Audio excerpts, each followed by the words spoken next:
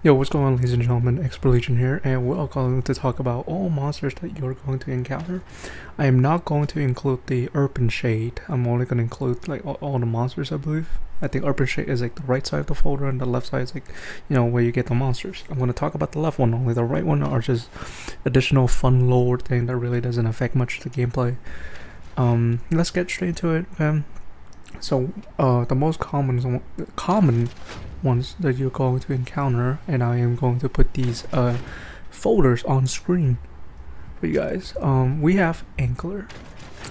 I'm not gonna read this, you can read on your own, but I'm gonna explain on how you can avoid it. The yellow part is the highlight where what you can do to avoid it, but I want to add some additional information to the Angler. If you have played Doors before, it's basically the equivalent of Rush. You have never played Doors before, this is the Angler. What the Angler does is it rushes from one direction, from any direction, and it comes through the room that you're in once. Okay. But there's different variety of the Angler. If you have played Doors, there's only one version of Rush, but in here, in this in Pressure, there is three different versions. You have the pink version, you can see on screen right now, on the highlighted part on the bottom right. You have the pink, the brown, and the green one.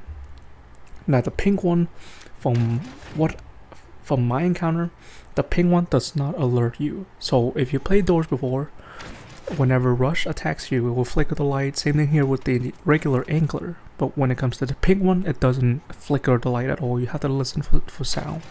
So that's how you deal with the pink variation. Okay. I mean, if you see any of these guys, the best chance for you to survive is just hide in the lockers, or if you're a very pro gamer moment, okay, you can hide in the vents, you can hide in a sub room, right? Because so imagine this: the Angler is built based on ray tracing. You can imagine it's like a disco ball as it runs through your room. And now these lights are checking every corner of that area that it's going through. Okay, but let's say if there's a separate room on the side, you can get in there, and as long as you stay outside, you're okay. It doesn't attack in that room, right? It's just the sub room. It only scans that specific direction that it's moving towards to. Okay. That's how you can easily maneuver through the Angler. But of course there's a different version, and that was the pink version I was explaining. The regular version, all you have to do is just hide in lockers, and yay, you live. Bravo. Brown one, the brown Angler, nothing too special about. It's just like the regular one, I guess. No. I believe the brown one is the one that goes pretty fast, if I remember correctly. Yeah, it goes pretty quick, like super duper fast. It's not like Ambush in Doors, if you guys play Doors, but he does go fast. Not the same speed as Rush, but just keep an eye out for any sound cue or any of the light flickers. Just hide in lockers. Now with the green variant of the Chain Smoker. Now the Chain Smoker is the most annoying variant of the Angler. Why do I say it's the most annoying? Well, because you have to time it correctly. So let me explain. The Chain Smoker releases a green gas before it goes into your room. And what this green gas does is it increases it reduces the time that you get to stay in a locker. If you stay in a locker for too long, it kicks you out. If you guys play Doors before, you understand that. I forgot the guy Hyde would kick you out. But yeah, so that's what Chain Smoker does. He'll releases a green gas, and you have to time it correctly to time yourself in the locker. If you enter too late, you will die. If you enter if you enter too soon, you will also die. So you just have to time it correctly. As soon as he enters your room, enter the locker immediately, and you should be okay. But that's how you can avoid the Chain Smoker. That's the basis of the Angler and this I guess predecessors. But that's it for the Angler. moving on, we're going to talk about what you are going to encounter a lot as well as the Eyefestation Z317. So this guy will only appear if the room outside is submerged. Hold on, let me explain. Not the entire room submerged. I'm just saying like the room. There's glass outside. Yeah, where the outside can see inside. That's when there's a chance that the Eyefestation can spawn in. Of course, the photos on screen. Thank you, Yuck and Buddy and Uni for helping me gathering all these information. I couldn't have done it without them. But what do you do when you encounter Eyefestation? You look away. It will try to get you to look at it. Just pull your mouse away. Do not look at it. Whatever you do, you don't look at it. As you can see also on the highlight part of the folder here. It's in sometimes it will like sound effect in your ears, be like, hey, look at me. That's just sound effects. It's quite creepy, to be honest. But all you have to do is just look away. Don't look at it.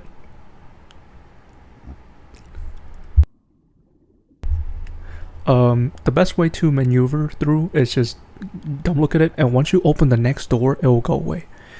Now, I'm going to put additional things in here. If you have the flash beacon, you can flash the beacon, the Eyefestation. Now, people have the description of the flash beacon. They said that on the Wikipedia anyway, is when you flash a Eyefestation with the flash beacon, it will go away.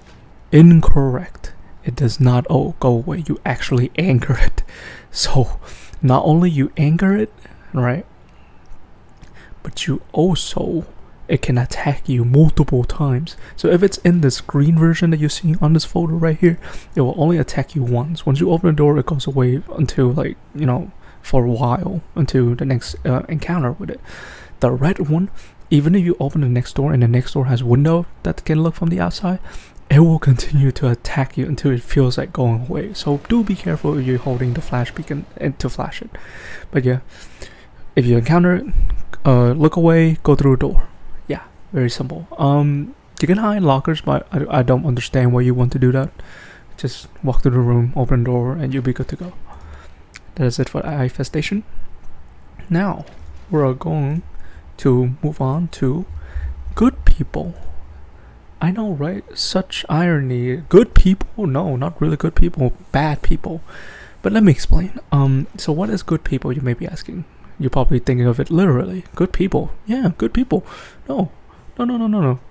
So good people is a entity that will there will be times where you encounter multiple doors. Only one will be correct. If you go in the incorrect doors, good people, aka the entity that I have the folder on screen right now, will attack you. Yes. It will not be fun. So how do you counter it? Okay. Very simple. Go right, not directly right next to the door, but just go on the side. Put your ear against the wall, right next to the, not right next to the door, but just kind of close to the door. If you hear any breathing at all, that's a sign of good people. If you notice how you there's a sign, like, you know how it says like number 36 of that door, if it sparkles, that's also another sign. Very simple. All you have to do is walk right next to the wall near the door, put your ears against the wall, and see if there's any form of growling or breathing. If there is, don't go to that door unless you're looking to get the folder yourself. And of course, you can check the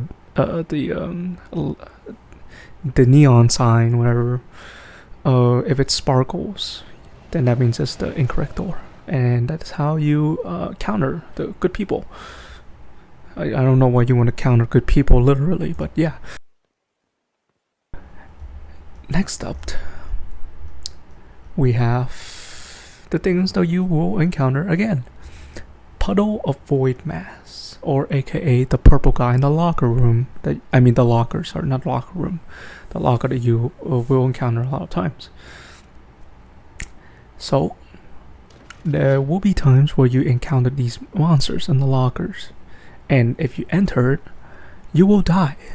Now, if you will die if you play solo, but if you play in multiplayer, the player can pull you out of that locker to save you. So before you enter the locker, double check. As you can see on the folder here, there's a picture of it. If you see that there's that purple thing in there, I would not advise you to go in there unless it is an emergency. If it's not an emergency, you enter, up to you. You're doing badges or looking for the folder for yourself. But from what the folder here, you can listen to the breathing. Apparently there's breathing near the locker. But the most obvious sign is the glowy purple eye can be seen through the logger's air hole. So yeah. That also, apparently there's black liquid gooish substance can be seen dripping at the bottom of the logger into the floor. I have never seen that much, but I know for sure you can look through the logger's air hole and you'll see the eye. But yeah, counter it. Don't walk into it unless it is a super emergency where you are in a multiplayer situation. Then yes, you can enter it. Just have your friends rescue you in time before you die. But yeah, that's how you can counter the Puddle Void mask. Next up, we have the most annoying monsters to date that I want to just throw it out the airlock. Pandemonium. The most annoying thing that you will ever encounter on pressure. It acts like Angler. It will go through a room. It will scan for a room. Now, how do you counter this thing? You can watch my previous video on how I have explained to you guys on how to deal with Pandemonium itself. But there's different ways. You could hide in the vent, which was confirmed by Buddy. Thank you, Buddy, by the way. You can hide in the vent. And you can hide in the sub room that I was talking about. But it will literally divert out of its pathfinding to look for you. So do be careful. This thing is not a joke. So find a locker if you can and hide in there. Now, what happens? Well, I did say it's like Angler, but this is a bit different. It knows you're in a locker, so it will attack the locker. Your objective is you have to play this mini game where you have to put your clicker on the point in the middle. Now do your best to maneuver your mouse. If you're playing on mobile, try to put your pointer in the middle. Okay, it will try to flick it all around your screen. Just do your best. I know you're gonna panic and all that, but do your best to put the mouse clicker in the middle of that zone. As long as you put your mouse in the zone, you are okay. Don't even worry about the bar. So long as you have the mouse on that pointer, you are set. You are good to go.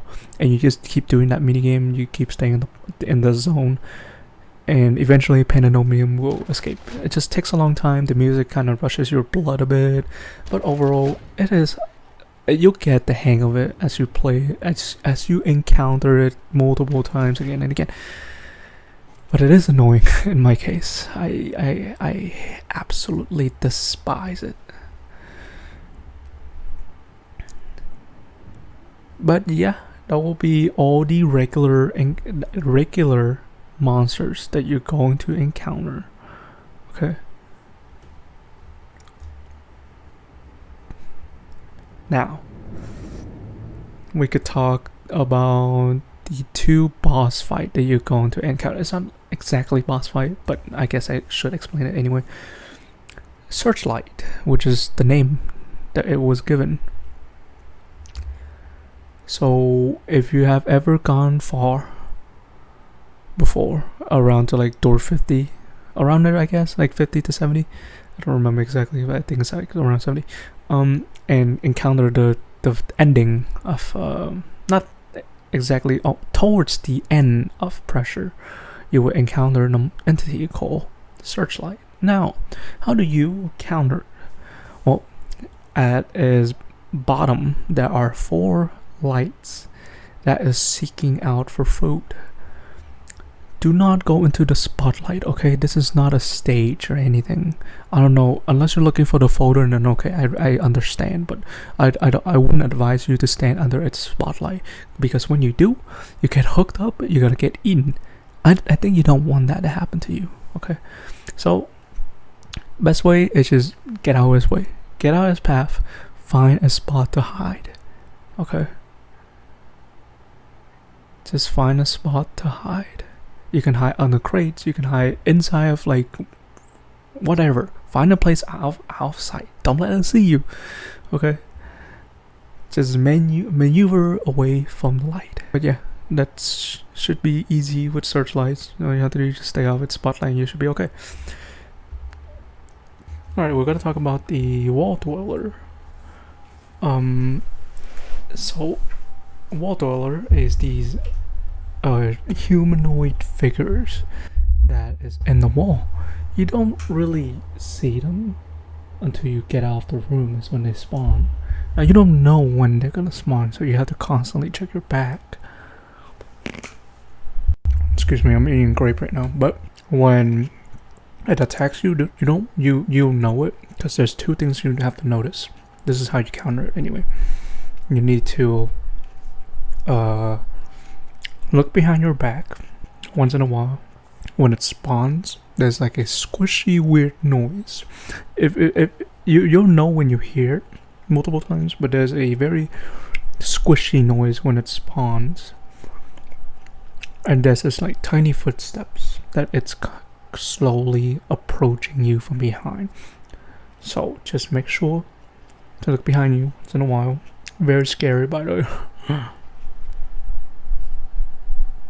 As it says here on the folder, they should quickly turn around if they hear subtle footsteps behind them. Interestingly, notably, certain Z90 instances will sometimes feign a retreat, luring the victim into a false sense of security. Then once out of sight, they'll run back. It basically stalks you until it kills you. So you just have to keep checking behind you once in a while if you hear the noise. Don't start getting paranoid though, okay? But yeah, that's how you deal with the Wall Dweller. Next up, we are gonna talk about these squiddles. So the thing about these guys is they spawn in the dark. Not in the dark all the time, but their main point is in the dark. Think of it like Screech in Doors, if you guys play Doors. For the new players that don't play Doors, these guys spawn in the dark. They'll attack you if you get near them, if you shine a light at them, if you are standing near them. Okay, remember that?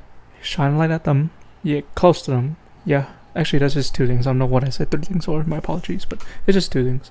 Is you flashing a light at them and standing near them. That's when they'll attack you. But if you're far away from them, you should be okay. But they only spawn in the dark. So if you go into a dark room, before you can turn on your lights. It doesn't attack immediately. It'll give you a warning.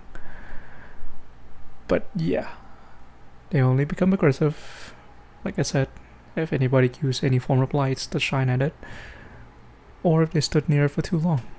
So, very simple, just stay away from it. Voila. Well, anyways, ladies and gentlemen, I hope this little guy has helped you. If you guys are new here, please hit that subscribe button, and if you find this helpful, please hit that like button. And thank you guys for watching, and I'll see you guys next time. Bye.